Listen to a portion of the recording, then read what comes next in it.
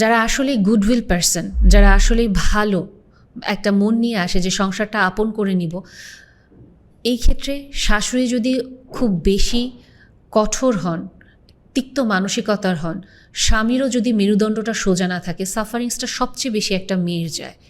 এবং মেয়েটা এখানে ব্রুটালি সাফার করে, কারণ তার বাবা মাও তার কথা শুনতে চান না, শুধু একটাই কথা, মেনে নাও, মানায় নাও, ধৈর্য ধরো, সবর করো, শাশুড়ি তো বৃদ্ধ, কয়দিনই বেঁচে থাকবে, মারা যাবেন এক সময়, তারপরে তো তোমারই সংসার। কিন্তু ওই কবে মারা যাবে এটাও কি একটা মানুষ ওয়েট করতে পারে যে আমার স্বামীর মা কবে মারা যাব আমি এটা ওয়েট করব? একটা ভালো মনের মেয়ে কোনো দিন কি এটা চিন্তা করবে যে তার স্বামীকে ভালোবাসে সে ওয়েট করবে যে আমার শাশুড়ি একসময় মারা যাবে?